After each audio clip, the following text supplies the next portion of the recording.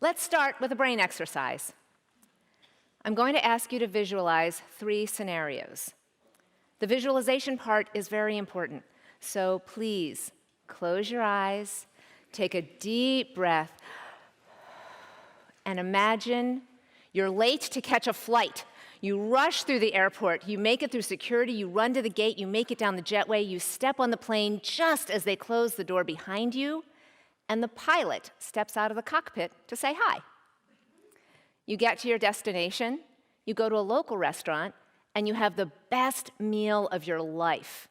I mean, really enjoy this. There's no calories in visualization. And at the table next to you is a couple happily celebrating their anniversary. The next morning, you go to the biggest technology conference in the world, and the CEO of this year's hottest tech startup just took the stage to speak. Now, you should have a solid picture of all of that, so open your eyes, because I have some questions for you. In your mental image, was the pilot black? Was the married couple 2 men? Did the tech CEO on stage look like me?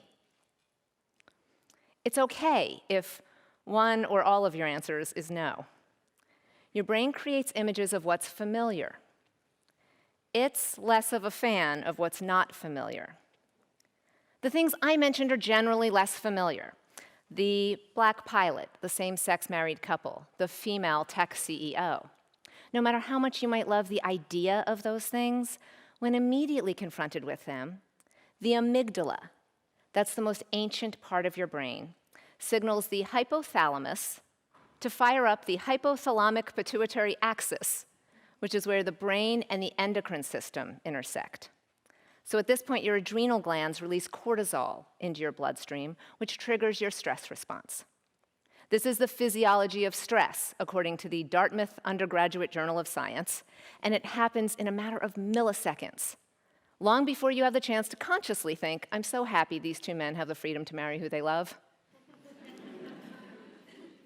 As Dr. Susan Fiske explains, when it comes to unfamiliar social situations, there's ample evidence that encountering something fundamentally different from what we expect elicits a stronger activation in the amygdala than encountering something or someone we perceive as the norm. This is what kept our species alive for millions of years. This instantaneous instinctive response triggers fight or flight, which is what kept us from being eaten by saber-toothed tigers or killed by a member of a foreign tribe. But in modern society, our brains still do this.